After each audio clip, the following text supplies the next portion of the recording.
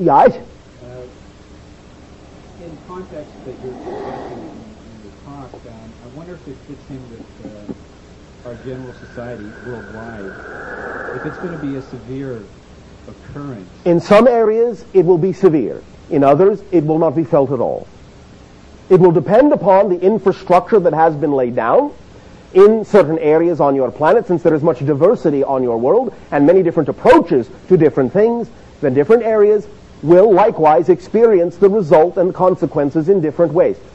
The basic thing to understand, however, is that when individuals begin to lay down other systems, alternate systems, new ideas, and put them into place, then it will not really matter if the old systems crumble or collapse, for new ones will be there, ready and willing to take their place and take up what you call the slack. Now, at the same time, sometimes what you would call a, break from the old paradigm may be a welcome thing and give individuals a chance to rethink how they go about setting up certain systems to allow them in the future to become far more flexible, less rigid, which is a metaphor for how you need to really live your lives as well.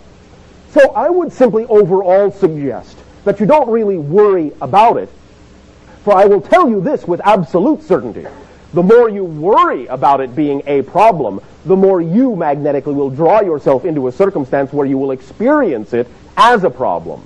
Instead, I would suggest that you allow yourself to treat it as an amazing opportunity to allow systems to shift and change very rapidly, and that you position yourself by your energy and your own certainty so that you will know that you will be where you need to be, when you need to be there, and that you will experience, no matter what anyone else has experienced, so that you personally will experience only a beneficial result from such a consequence instead of a negative one. Does that make sense to you? It makes sense to me. And your second question? A personal question. Yes? When I wake up from a deep sleep, it's happened to me many times in my 42 years. That you have woken up? Yes, I would think so. This occurrence has happened many Oh, I see. All right. What we have is a little tiny light in our night light thing. And when I wake up and I'm looking at this light, if I'm facing that direction, Yes? I will actually see a scene as I'm waking up Yes. that has nothing to do with the room. I will visually see a different scene. Yes? And slowly the bedroom over a minute or two will come back into focus. Yes? It's happened many times. I was just wondering... This can be many things. It can be, number one, that in your dream reality, you have a very strong imposition of an experience that you are having in the dream realm, and that when you transition back into physical reality, there is still the overlay of the dream template, and you are seeing that illuminated as it fades into the blending back into of your physical reality. Number two, you can allow yourself to understand that sometimes, and this is almost the same thing, certain states, especially upon just going to sleep and just waking up, will allow there to be a moment or two in your terms of time where you actually are, for that moment, far more connected to multidimensional reality than you normally might be. And you may really be peering through the veils or the barriers of one dimension to another and able to see other things, other times, other places, so to speak, other experiences, alternate universes, parallel realities for the moment, until you reestablish a connection and a rapport with the physical reality time stream that you consider to be your normal daily one. The idea here is to understand, of course, that all times and all dimensions, all are one. All are here, and in a sense, all are now. And sometimes in the proper state of mind, in the proper state of being, you can pierce the so-called veils that have been created by your consciousness that separates these things into different reality streams.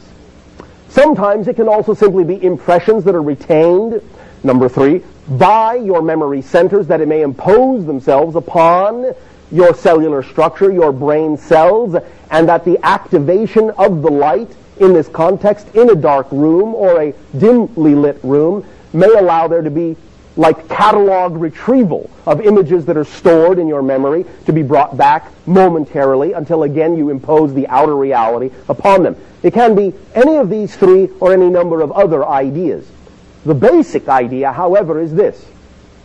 whatever the actual origination of this experience is, you can learn to exercise, to stretch your imagination and wrap your imagination around it in terms of what kind of a state does it put you in, and what do you want to do with it, and how does it expand you creatively in order to understand all the different ways and means in which this might be being created. Do you understand? Exactly. Does this help you? How can I exploit this if I choose to exploit it? Is there... Well, as I have just said, it takes an exercise of imagination. It can be that you can just sort of stay with it for a moment, recall the image that you saw, because when you use your memory, you are recreating it in the present. You're not really recalling it from the past. You are recreating it in the moment, in the present. And so if you wish to, you can recall the image as best as you can, explore it with your mind, with your imagination, see what it has to offer you. Sometimes it may be representative of a very literal scenario, but sometimes it may only be representative of what you would call a symbolic or metaphorical scenario. But nevertheless, no matter which one it is, it will still have meaning that you have imbued into it and that you can extract from it, because they are symbols relevant to your mind, your consciousness. And so by playing around in it and exploring it in whatever way you wish to, as if you are, shall we say, perusing what you might call a video archive or a library or an image source or your internet, if you simply peruse through it, certain images will stand out here and there and draw your attention to them, and as they do, you will then feel in some senses or experience in some way the downloading of information. You will know what it means to you the longer that you stay with it, and you will absorb information that you can use in your day-to-day reality that you have given yourself from another level of consciousness. Does that make sense to you? Very much. Then have a good time and pleasant dreams.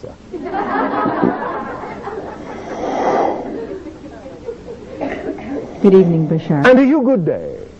I would just like to hear Speak up and be bold. I would just like to hear your perspective on three different areas. 3 different areas. All right.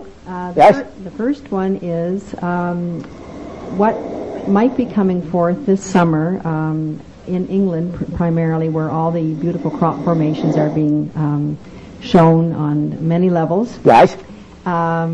If you just might comment on what might be coming forth this summer that's different from the past 10, 12 years. So, right now, first of all, of course, you understand that in that particular area of your planet, these formations have already begun. You understand? Oh, yes. All right. And, of course, there are more and more of these formations around your planet now, every year. Not just in that area you call England. You understand? Yes. All right. In general, first of all, to lay a foundation, the thing to understand is this about what you call crop circles. They are a composite creation of collective consciousness from a variety of different levels and dimensions, including your own. And they are like unto dream communications from your higher consciousness to your physical consciousnesses. It is like symbols of a dream language. It is that your collective consciousness, that oversoul being, that is all of you put together, is starting to talk to you in symbols, a language of dreams, a language of creation. You are speaking to yourselves and using these symbols to wake yourselves up on an individual basis. As more and more individuals become attracted to these formations, you will find yourself resonating with higher frequencies that are representative of your own higher consciousness and other dimensional consciousnesses to which you are connected. Other beings, spirits, guides, angelic realms, sometimes even extraterrestrials, are involved in helping co-create the images through energy manipulation. But what all of us are using to do that is the medium, or if you will, the canvas of your collective consciousness, and thus then the natural, growing, living things as the natural biological energy canvas in which these things can be imprinted. Now, in this, what you call your present upcoming summertime, you will find that there may be some directions that will have to do with creation of what you would call more grids. There may also be an inclusion of sevenfold geometry, and there may be that which you would recognize as more fractal expressions that will be geometric activation symbols. Because now is the time for acceleration and activity and application. So you will see some more of this. There will also be, potentially, as we scan the energy now, in maybe 1, 2, or 3 of the formations, an unusual dot-like pattern that will be indicative of things that may be coming up in the next several years on your planet as the transition of your consciousness continues. Does this help you? Yes, can you illuminate? No. Number 2. All right, thank you. The second question is, Yes. in the upcoming Earth changes that are seem to be accelerating now, Yes. how do you see the Toronto area in general as an energy matrix and as a place where it is one of the, if not the most multicultural city on Earth, how this part of the world might contribute in the larger scheme of things in terms of a lot of the Earth changes? What I will say about that is to understand, as you have already recognized, that because it is a collection point for many different perspectives and points of view, then there is a vast amount of available energy to allow there to be a very holistic expansion of energy around the planet, in that there is the ability to coexist smoothly, bring together a bunch of different perspectives smoothly, and allow them to coexist and interblend and interact and create more than the sum of their parts. That in and of itself is a symbol of the overall energy that your area of the planet is radiating to the rest of the planet. Kind of, in a sense, like a metronomic measurement device for how differences and diversity can be smoothly blended together without losing the diversity within the union. Does that make sense to you? Absolutely. Now, of course, what this will rely upon, as with anything, is your willingness, once you have keyed into this with your imagination, to do something, to express something actively, so that you can, by example, show what that energy is all about. And all this means is following your excitement, being who you know yourself to be, doing the things that you love to do, and by example, radiating that energy into your world. Does that make sense to you? Yeah. And remember, all these so-called Earth changes are really just reflective of the changes going on already in your collective consciousness, and the physical changes will only need to be whatever state of being your collective consciousness believes it needs to experience in order to go through a transition. The more willing you are to change and become who you truly are, the less likely it will need to be that any physical Earth changes will have to jolt you awake. Do you understand? Yes. Does that help you? Yes. Number 3. Number 3 is, Yes? is there a way for the layman to understand, there's been... The layman. Well, the human. Oh, all right, the human. Yes. There's been a lot from the scientific area about these subatomic particles called neutrinos. Yes. And these beautiful little elements that are pouring into our planet and through us, if there's a way that you could help us understand how we might receive and better understand what these particles are actually All right. contributing. Thank you. They are one level that is closer to understanding how every particle in your physical universe is the same particle. Let us explain. From our perspective, we have a view that we have, in your language, labeled the prime radiant, that goes something like this. Now, we understand that when we use the term particle, we know that that is a euphemism. Even your own scientists understand that when they describe particles, subatomic particles, you're not necessarily really talking about little grains of solid substance, but they're talking about light, energy, and you're talking about relationships, and so forth. But we will use the term particle for convenience in this illustration, all right? And so, the neutrino is much closer than a lot of other subatomic particles to the following principle, as well as is the idea of quarks, also very close to the following principle, to which your scientists are also getting very close, and that is this. Imagine, if you will, and all of you can do this, vast, vast emptiness. Black, empty, void. Nothing in it, again, just for the purposes of illustration. Now imagine, if you will, one single little particle in the midst of all that vastness, infinite vastness. There is only this one little particle floating in it. So picture that. Now, imagine, as many of your scientists use this terminology, that this particle is, for all intents and purposes, massless. In other words, it is not affected by any force. It can go anywhere, do anything it wants. It's not affected by inertia, not by gravity. There is no gravity, there is no inertia, there's nothing but this particle, so it is affected by nothing. Therefore, it can really travel at infinite speed. It is massless, so it's not violating any laws of physics by going as fast as it wants to go. It can travel at infinite speed. Infinite speed.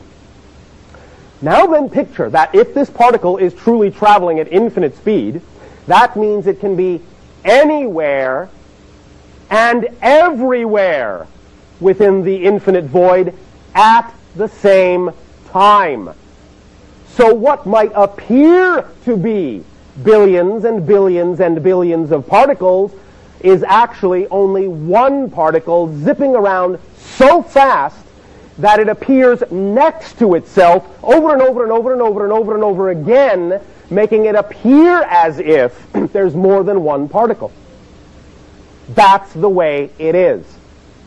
So, if you understand that there is really only one prime radiant particle, and it is simply following what might be considered to be a geometric path through this infinite void, for lack of a better term, for this illustrative purpose, then you can understand that all of the particles, all of the atoms that make up your body, all of the atoms that make up the Earth, all of the atoms that make up the stars, all of the atoms that make up every galaxy within the entirety of your physical universe are all made from the same one particle. Not the same type of particle, the same literal one particle. In the ultimate time-sharing program. Doing infinite double duty as everything there is to be. So understand the implications here. If it is all the same one particle, if the one particle that makes up what appears to be all the atoms of your body is the same particle that makes up the most distant galaxy you can perceive or imagine, then any time you make any kind of a change at all, you affect everything in creation.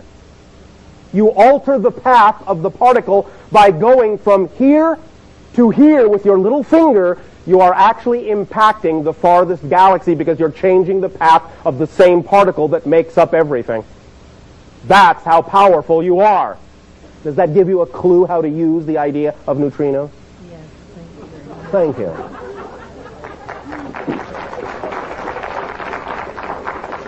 Of course, I understand that what you are doing is applauding for the universe, for its beautiful, simplistic design. It is infinitely complex, but it is not complicated. It is absolutely, perfectly simple, because there is only here and there is only now, and therefore there can only be one thing that occupies that here and now, so that one thing has to be everything there is to be. Simple as that. Beautiful. Thank you.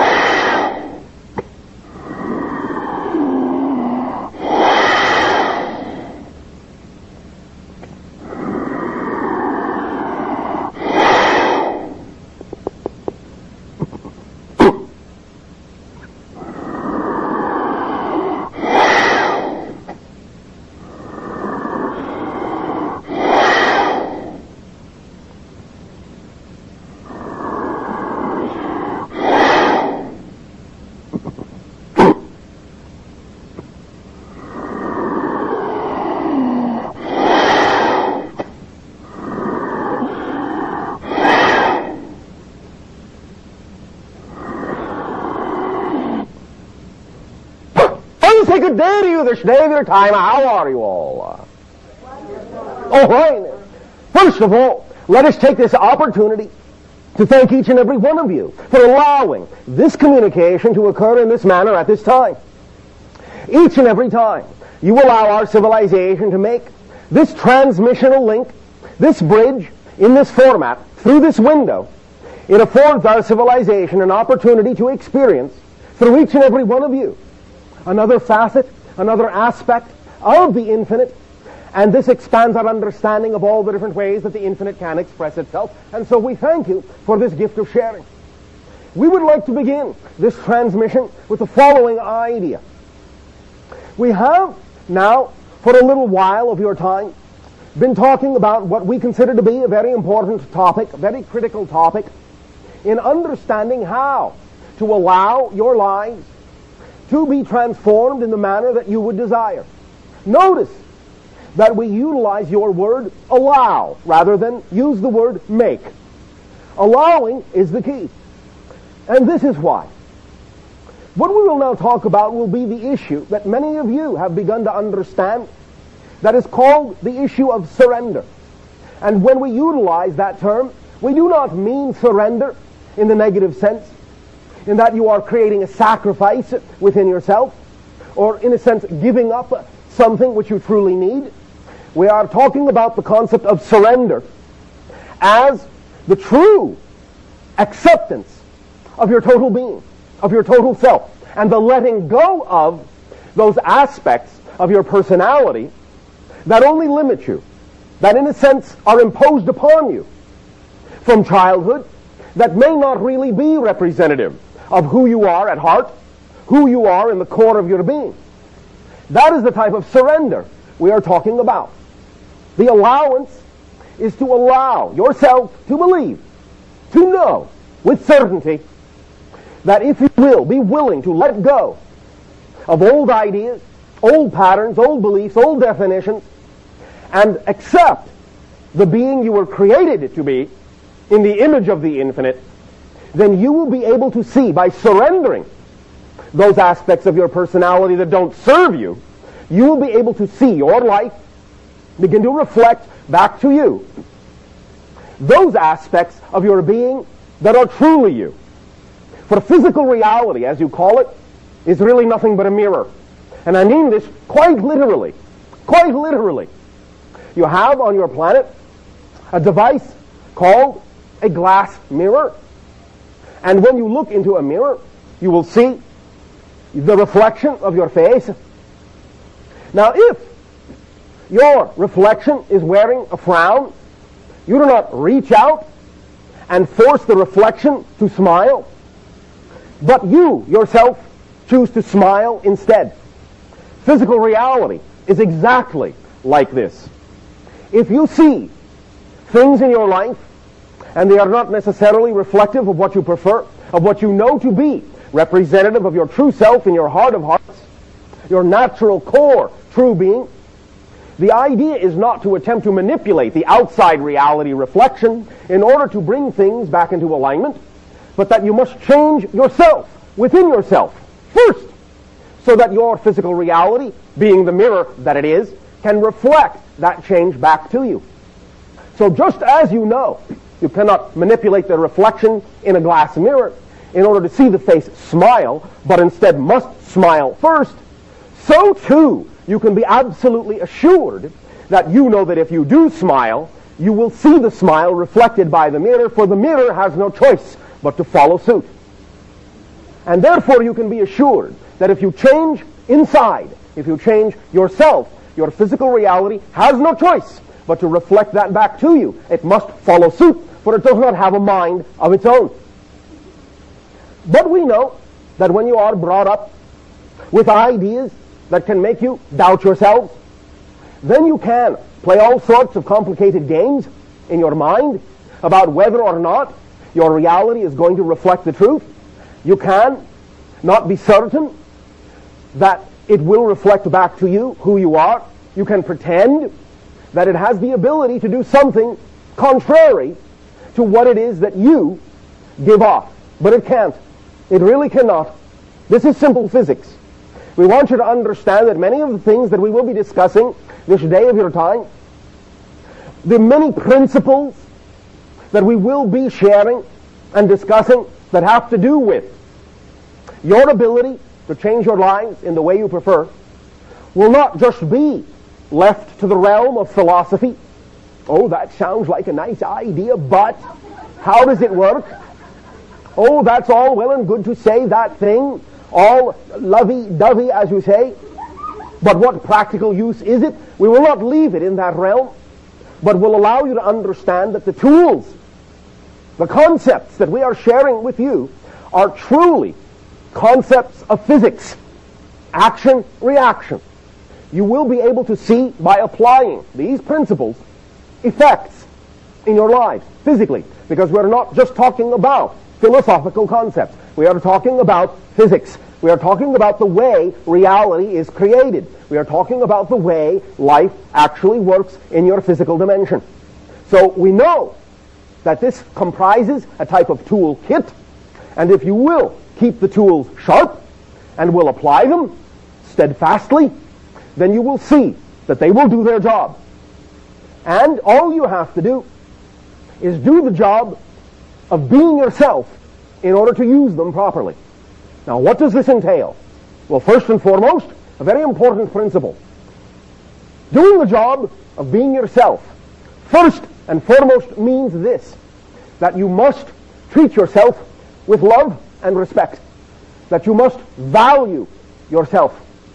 We can tell from interaction and observation that many of you have been taught to devalue yourselves, to think yourselves unworthy, undeserving, to think of yourselves as less than you were created to be. And as long as you choose to continue to devalue yourselves and doubt your own self-empowerment, then these tools will not be as effective as they could be. For if you are not functioning holistically, you cannot expect the tools to do their job fully. So the first principle is to understand that unconditional love must be given from yourself to yourself first. For if you do not love yourself, you will not be able to love anyone else.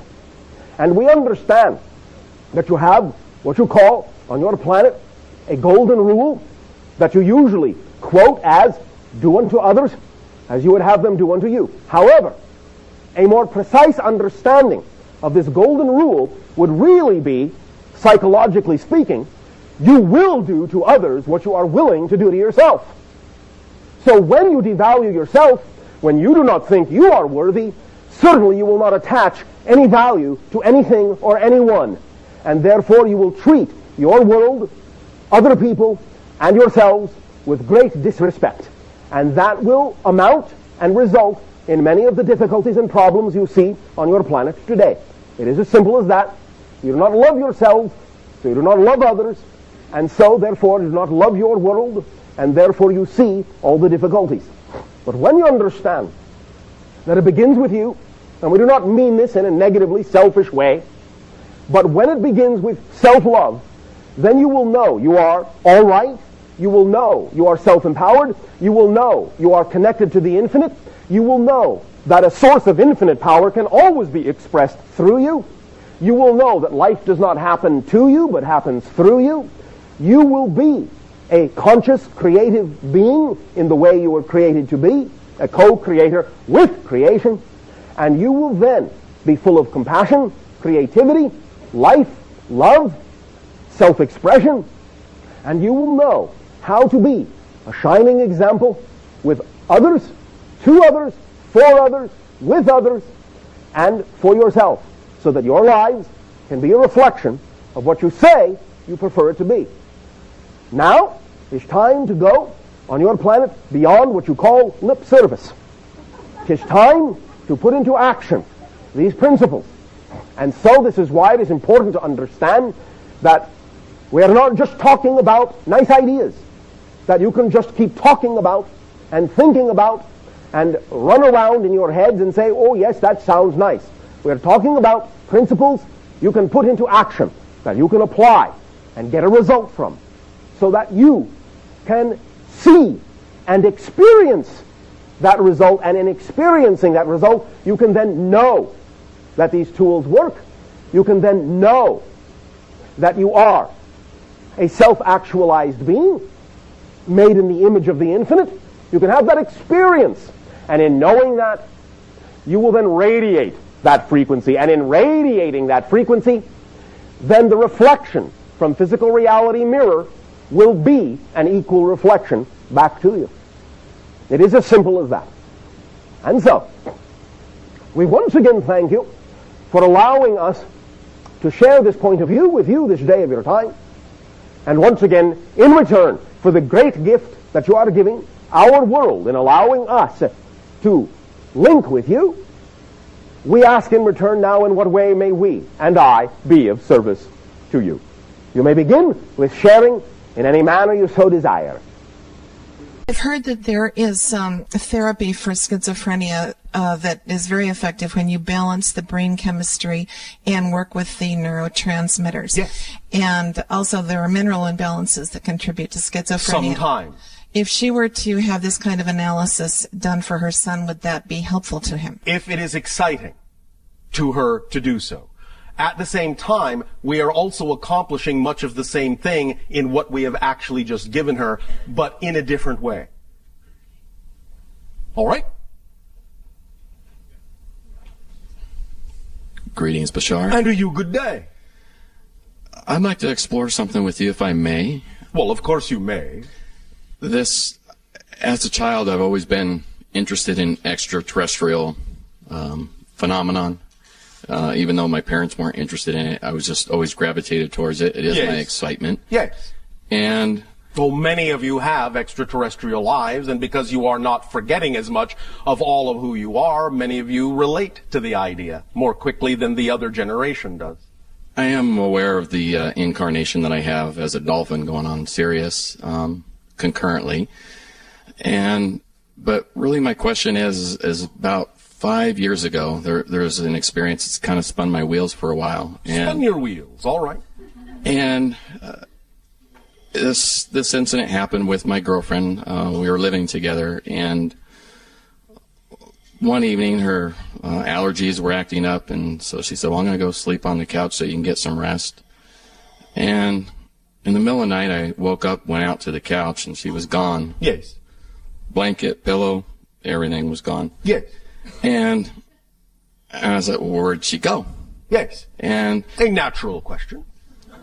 And my son happened to be visiting his mother that weekend, so he was gone. Yes. And so I thought maybe she went and tucked herself into his bed.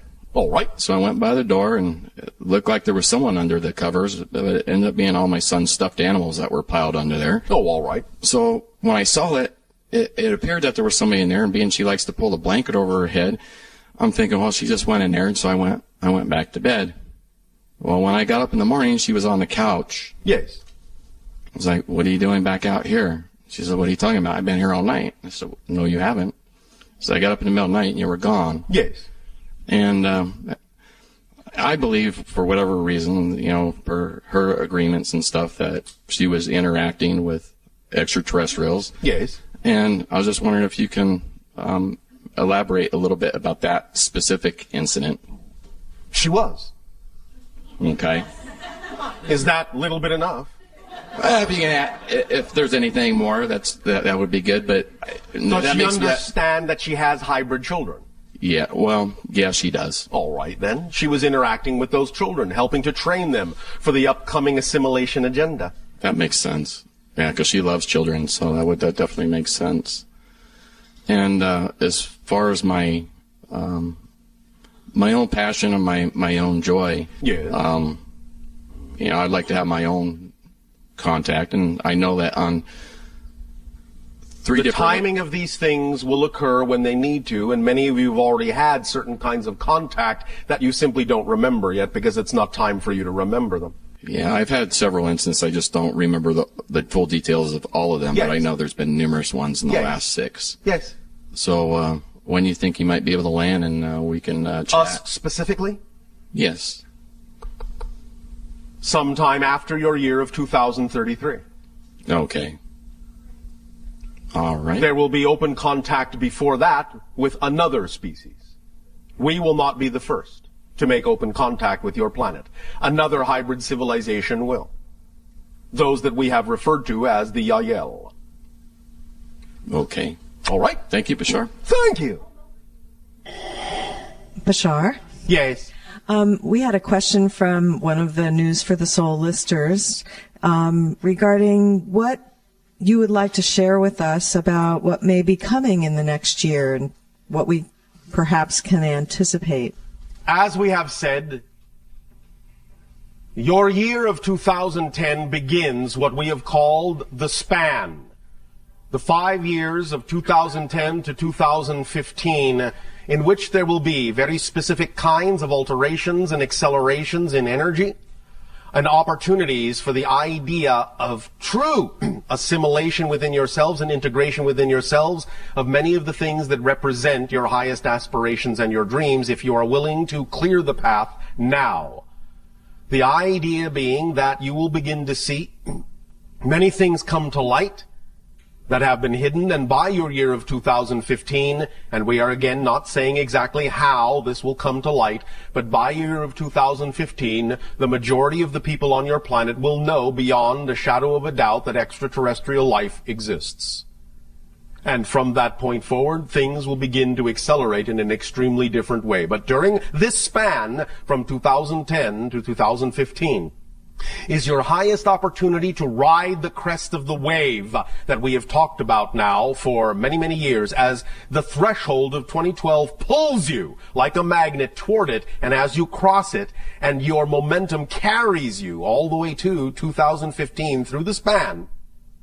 This is your opportunity to tip the scales from negative to positive energy in your own lives personally by taking advantage of either the techniques we have talked about or the permission slips you have been given by your guides or others to really streamline and fine-tune the high-frequency vibration you can be.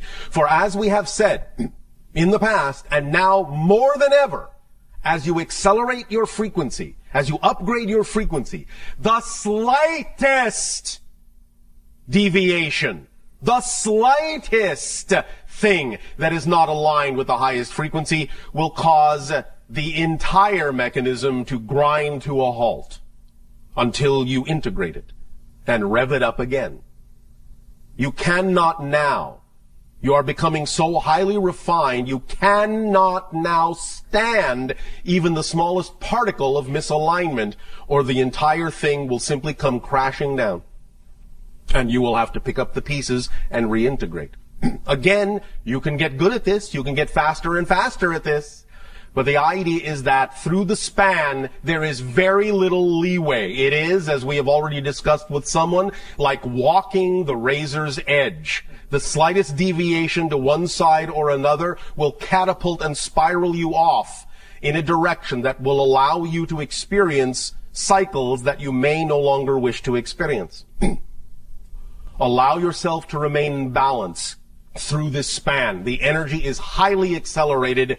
You can, in a sense, no longer afford a large window of sloppiness. You now have a very narrow path of frequency vibration to walk that represents your true self. It will become narrower and narrower and narrower. Any deviation in that sense will be felt in that sense possibly as extreme pain. Allow yourselves the opportunity to experience it as joy by accelerating forward. Again, this is not set in stone. Each of you are different. It will happen differently on a case-by-case basis, but we are talking about the general collective energy and how you can take advantage of that collective wave and ride it. Otherwise, you may experience a great degree of confusion. But always you have now the sufficient tools to bring you back to square one, as you say, and carry you through the span clearly. In that time, many things will crystallize. Many things will come to light. Many secrets will be revealed on different levels of what you call government agencies. You will find that toward your year of 2013, there will be incidents that will completely rearrange certain political relationships in your world. Some of these will be positive and some of them will be negative. but it will lay the course and lay the foundation and lay the path for what is to happen beyond 2015 and what will accelerate toward the idea of contact between 2025 and 2033. But 2010 is the starting line. Allow yourselves to stay cleanly on the edge, in balance, with every opportunity to integrate that you can take, with verve and vitality and joy and excitement and love. That is our suggestion. I think I'll take that to heart. Please do so. For it is within the heart that you will find all the answers that you need when you actually know what the heart is truly saying, as opposed to what sometimes the negative beliefs will surround the heart with to muffle its message. Ha'atu. Ha'atu. I'd also like to wish you, along with everybody else in the room, a happy birthday, because we know that your birthday was just a few days ago. As it corresponds to your calendar, yes. Thank you. Right. And we wish all of you happy birthday, since today you are born anew. Yes.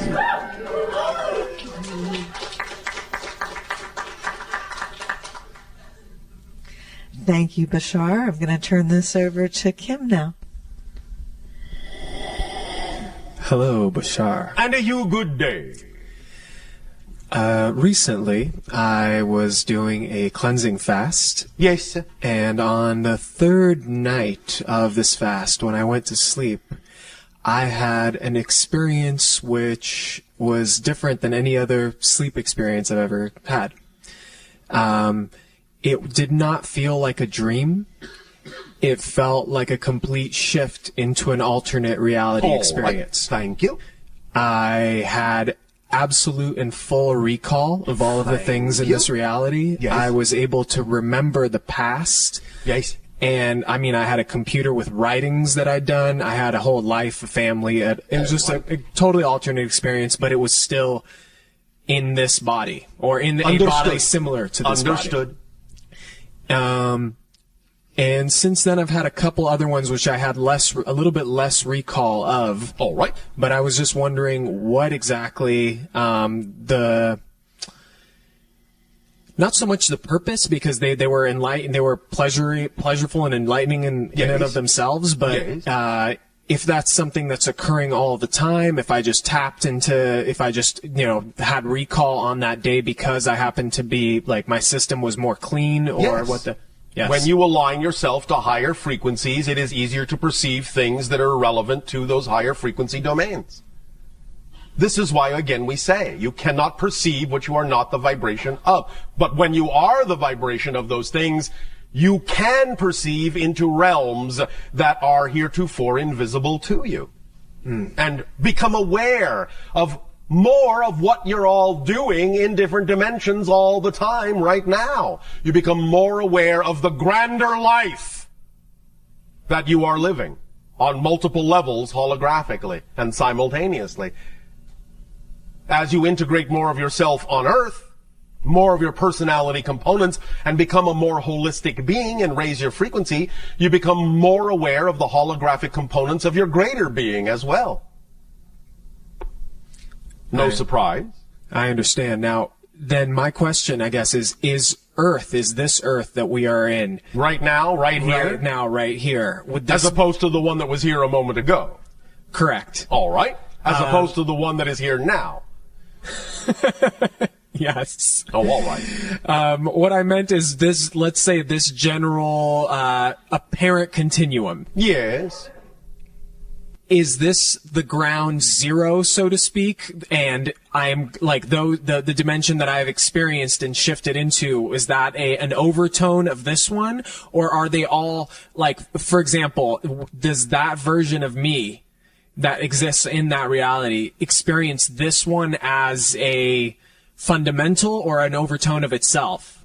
It depends. Sometimes it can experience it that way. Sometimes what you are calling ground zero is irrelevant to those realities, and they have no reason to perceive them. Aha. I see. So Makes sense? it's on a basis of relevance. Yes. I see. That is why we say anything is possible. The real question is it relevant to your reality? Uh-huh. Okay. Does that help you? That does help. On a second question, Yes. or actually more of a comment. Yes. A few years back now, actually, we had a private conversation where you told me to that it would be fortuitous, I Yes. believe was the word you used, Yes. to play the Hong Yes. in China. Yes. And I recently had that opportunity, and thank you. I got to play in the People's Hall, which was probably the very first time a Hong has been inside the People's Hall. Very good. It was really a lot of fun. Yes. And I was wondering if there are any steps that you'd recommend, further action on this. Only by the allowance of your synchronicity, what was created that way, other things can be created in a similar fashion. There is no more methodology to say other than that which you've already used to bring about that manifestation as well. So just really relaxed. Yes. Okay. Did the people enjoy your performance? They did. They thought you played well. I think so. That means you were well hung. It was only a matter of time before you made that pun, Bashar. Yes. But this was the correct timing. Indeed. Indeed. All right. Okay, great. Okay. Final question. Yes. June 6th, 2012. Yes. Venus will be transitioning in front of the sun from the Earth's point of view. Oh, all right. Is that correct? Why are you asking us? Because I feel like you have, pretty good knowledge on that kind of stuff. Why don't you simply consult your own charts? Well, okay. So I guess my question is, what I heard was that during this transition, while Venus places itself in between Earth and the sun, Yes. a solar wind, a solar flare is going to. Is this a variation of the other question that was asked earlier? But this is this now. Yes. Now we're in a different reality, right? All right. Very good. I will give you a different, similar answer. Go to the answer we already gave concerning everything that has to do with 2012, the last night of your time. I see. Thank you. Okay. All right. Thank you.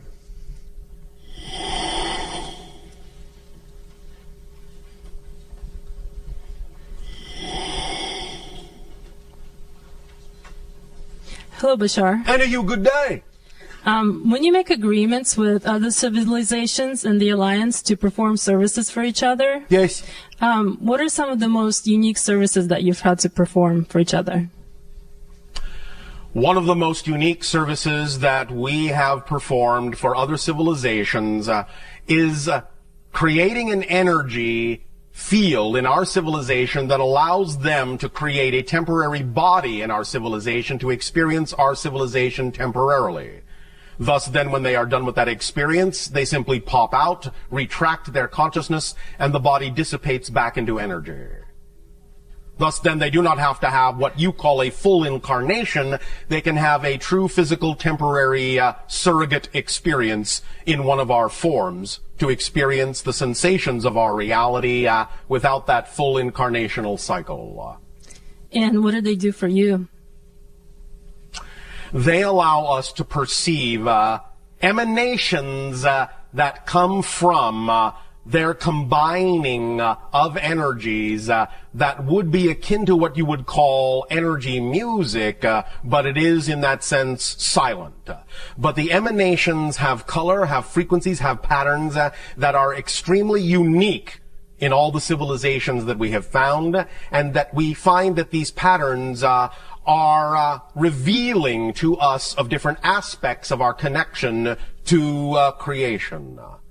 So it is like they have created a consciousness mirror that when you look into it reveals aspects of yourself you may have otherwise been unaware of. Oh, that's deep. Also, when you help bring other civilizations into the alliance besides us, what are some of the contact methods that you use with them? Because I imagine that their situation is probably very different than ours. Oh, yes, of course. There are many different contact methods per se.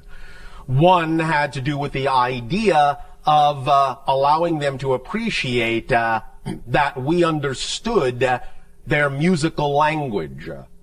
And in that sense, by replicating their musical language, they were willing to communicate. Do you understand? Yes. That was their sole criteria for allowing connection to other civilizations. That you had to comprehend and, in a sense, repeat back or reflect back very specific tonalities in their musical language for them to understand that a true connection existed. Without that tonal reflection, they have a belief system that says that connection is not appropriate at that timing. Kind of like with us, we have to see you first before we believe that you're there. Well, not exactly in that expression. More the idea that we have to understand and experience that there is a piece of us in you before we will know that you know we are all connected. So if you are operating on that level, you will be able to show us that you're operating on that level by reflecting back to us the piece of us that exists within you. And when we see that reflection, we will know that you know we are all connected, and we will feel, in a sense, appropriate in strengthening the connection from that point forward. But without that reflection, they do not allow themselves to form a solid connection to that civilization. Okay, and for those civilizations that you've already brought over, yes. what was their initial reaction to the first physical contact with you? Well, certainly they don't have all the same reaction. You understand? Right. It depends not only on a civilization by civilization basis, it often sometimes depends on the individuals that are first contacted and how they relate to their civilization. But generally speaking, open contact does not really occur until there is at least some measure of coherency and cohesiveness in that civilization. Thus then, even though there are a variety of ways that individual civilizations may respond to first contact, we only make that contact when we now know that the response will generally be positive and beneficial for the entire civilization. Nevertheless, one example of open contact was all individuals in that civilization all at once lying down on the ground facing skyward.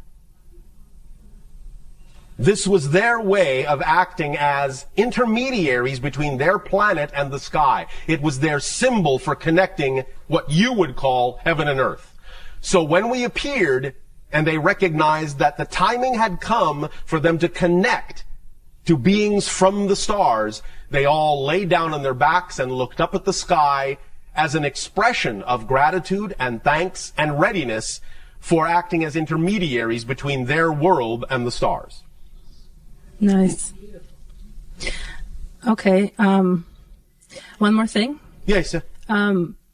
You said that you learned from the Thuk how to make people forget that they met you. Yes. How were you able to figure out that they had this ability if you can't remember having interacted with them? As we explored our own consciousness and elevated our own frequency, knowing that something had happened even though we could not remember what it was our experience of what we call the watermelon seed effect. We knew something had happened, but our consciousness was prevented from knowing what had happened, and so we examined our consciousness until such time as we found a third direction to pitch our consciousness into that allowed us to awaken to the memory of those experiences. So they gave us the opportunity to look in a new direction we had never looked at before within our own consciousness. Was it with their permission? Of course. Oh. And what kinds of applications have the Thuk found for their ability? We are not allowed to share that information. Okay. Thank you. All right, thank you.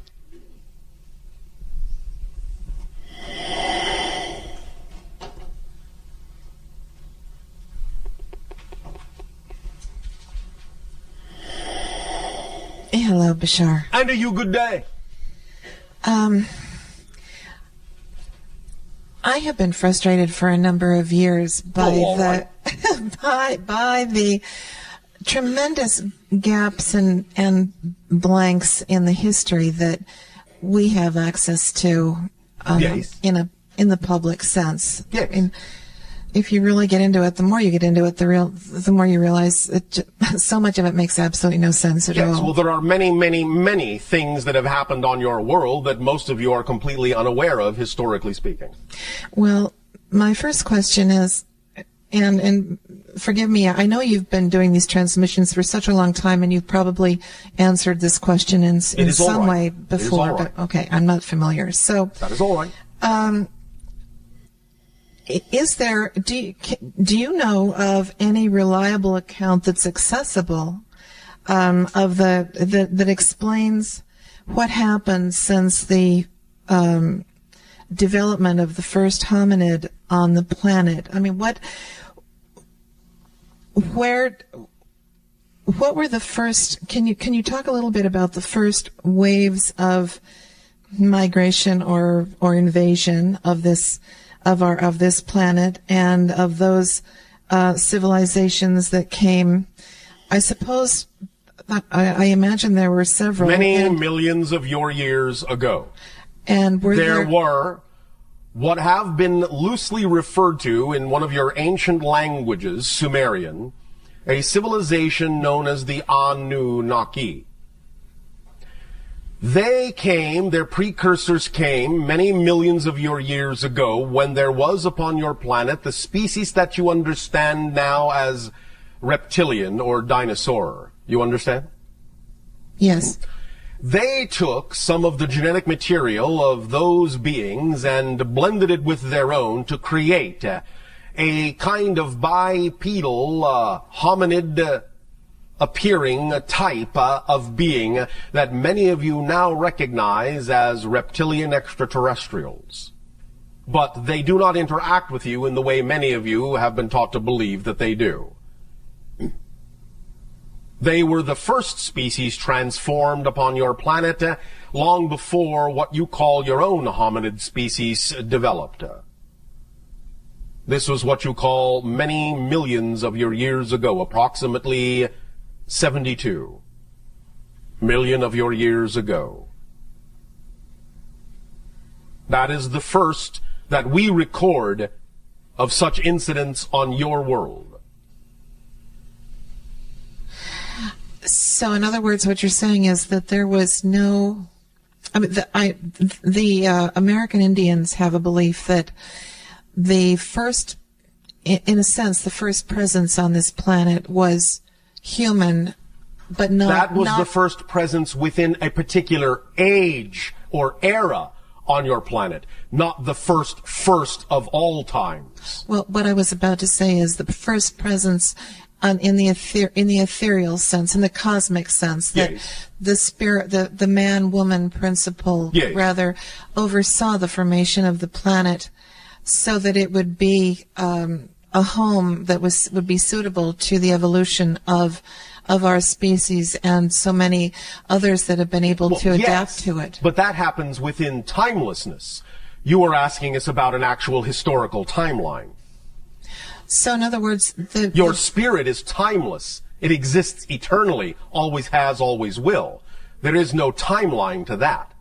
And so your spirit in that sense, your consciousness in that sense, what you wish to call your soul, witnesses the creation of everything. And the understanding of how its connection to everything will eventually play out in some form of space-time historical linear fashion. Okay, so following this along, in other words, there was no creature that evolved eventually into hominid. Not on its own. On its own before these other the Anunnaki arrived. Is that right? Correct. Well, why is it then that there are footprints, there are petrified, yes. preserved footprints in existence where a human footprint yes. coexists in the same space, obviously made at the same time as the dinosaur yes. footprint that that is surrounding it, that they must have been made at the same time. How did that happen? Visitors.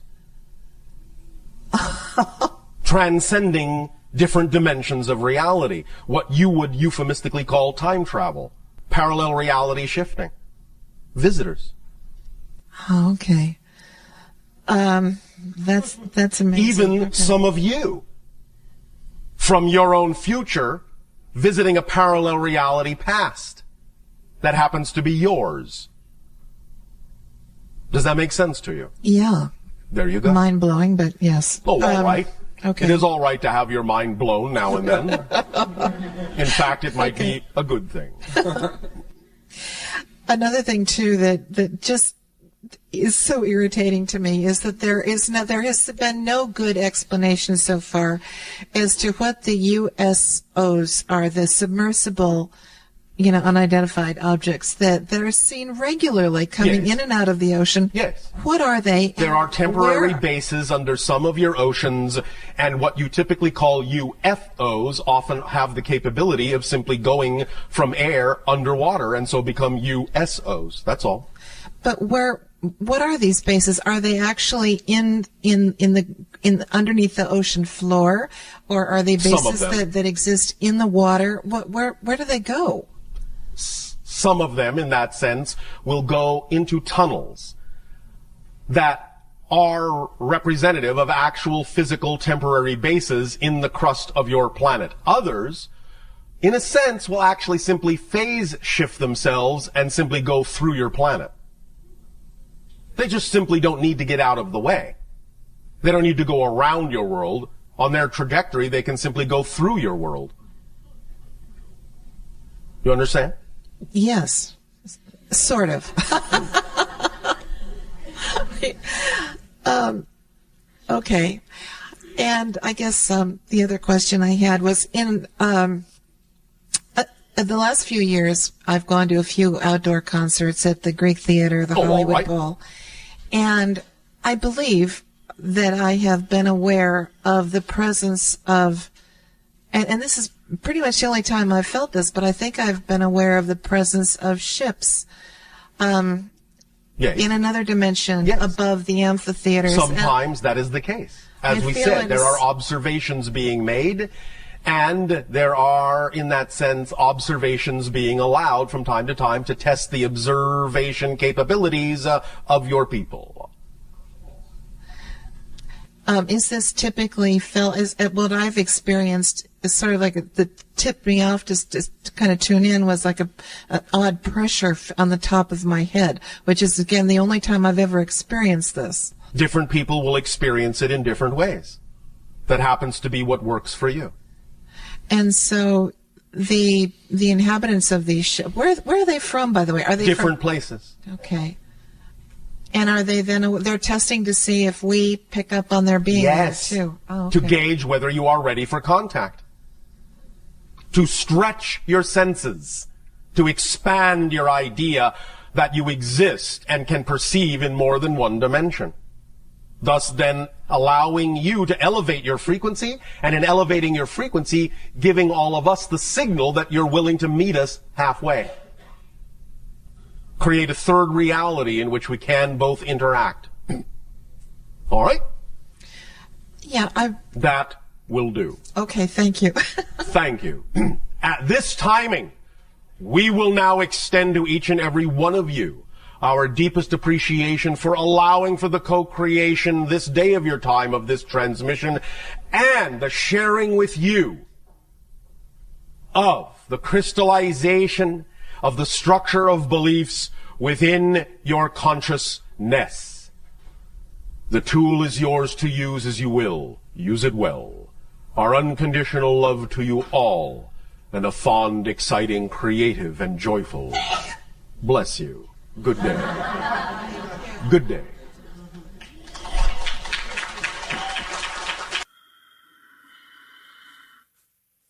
All right.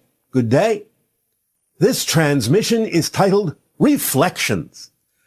We have realized of late that many people on your planet, when we talk about the concept that everyone is a reflection for everyone else, have a misunderstanding of this concept. For many people on your planet have thought that when they attract someone into their lives, that the issues that that person brings with them is a one-to-one direct reflection of the issues in the person who has attracted them. And this is not necessarily the case. When we talk about the idea that everyone is a reflection for everyone else, there are many ways in which to understand the concept of someone being a reflection for you. Because you can ask, a reflection of what? Reflection doesn't mean like a mirror that you're seeing exactly in them what you contain. Now, it's always a wise decision to look at what people bring into your life, what you have attracted both in people and in circumstances into your life, and to determine whether or not there is some advice or information that you can apply to yourself in this scenario that you've attracted that would help you improve yourself, better yourself, transform yourself. It is always wise to be humble enough to know that there may be information for you in what you have attracted that can help you change in a way that will allow you to be more complete, more fully representative of your true self. At the same time, if you can determine with honest self-investigation that the situation or person you have attracted in your life that seems to have certain kinds of fear-based or negative issues or things that don't necessarily seem to be relevant for you immediately can still be a reflection of your willingness to be of service and assistance to someone else by helping them understand that there may be another way, another path, an alternative method, or other information they have not considered that can help them make the changes they need to make in their lives.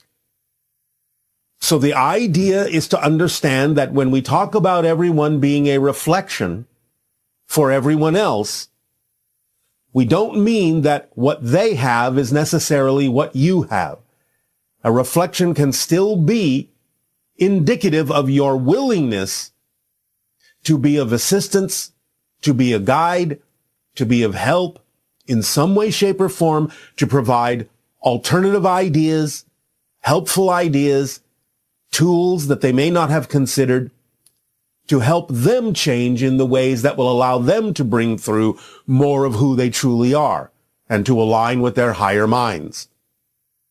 So please understand that the idea of reflection is multidimensional, and you have to have the honest self-investigation to be able to tell whether or not the people that come into your lives are actually reflective of something you need to know, or whether it is simply reflective of your willingness to be of service to them in some way, shape, or form. So we thank you for allowing us to clarify this idea of what it means for everyone to be a reflection of everyone else. And we ask you now, in what way may we continue to be of service to you? Please begin with your dialogues and your questions if you wish. We will now allow you to allow yourselves to relax. Breathe deeply. Breathe easily. If you are going to bring up any kind of imagery or music, you can do so to accompany what we are about to say. Allow yourselves to imagine, while breathing easily in a relaxed way, that you are at the center of a hall of mirrors, like in one of your amusement parks. And you allow yourself to see all the reflections in the mirrors around you, seeing yourself from all sorts of different angles, different perspectives. The front of yourself, the sides of yourself, the backs of yourself, even the top and the bottom of yourself. Seeing yourself from every angle possible. There are mirrors all around, above you, below you, all around you. In this case, however, you recognize that all of the reflections are actually conscious, self-aware, different versions of you within you that express the idea of different perspectives, different themes, different explorations of your being, different aspects of your creativity, of your manifestations, but that from time to time, different people will come in and take their place so that they will look different than you look, but still reflect to you what you need to know to be more of yourself, as you then reflect to them what they need to know to be more of themselves. But it comes with the understanding that it isn't always a one-to-one reflection, that what those other beings and other people bring when they take the place of your reflections and look different than your reflections and carry with them their own issues are not necessarily reflecting to you the issues you have within yourself. As you continue to breathe deeply, you're willing to absorb whatever information and advice this reflection may have for you that would be beneficial for you to apply to yourself, to change yourself, to uplift yourself, to raise your vibration with, to incorporate within your being that would aid and assist you in being more of who you truly are. Your willingness to do that is front and center. At the same time, you do not have the assumption necessarily, after exploring yourself with honesty, that that is necessarily a reflection that you need to understand, and it may be that these beings, taking the place of your reflections in the Hall of Mirrors, are bringing to you a reflection of your willingness to reflect to them what they need to know, what they need to understand, that will help them in choosing different paths, different ways of understanding themselves, so that in their reflections, they can learn to be more of who and what they are. A reflection isn't the same as the idea of a glass mirror in this context. It is a reflection of your willingness to be of service, to be of help, to be of benefit to others by reflecting to them what they need to know, to make themselves whole, to understand themselves from a different perspective, to give them the gift of a different path, a different idea, a different choice, an alternative that they may not have considered, that allows them to function more holistically, even as they may allow you to function more holistically by giving you the opportunity to be of service, to give them gifts that they may require. So never assume that just because you attract someone that seems vibrationally incompatible with you, that it is a direct reflection of any kind of lack of integrity or out of alignment in you. At first, be humble enough to assume that it may have a message for you, but if you have, with your honest self-investigation, determined that that is not the case, then be willing to receive the reflection as your willingness to be of service to them, to reflect to them what they need to know, so they can be more whole, in the same way that you are willing to be more whole, more truly yourself in this life, to raise your vibration and be the being that you were created to be.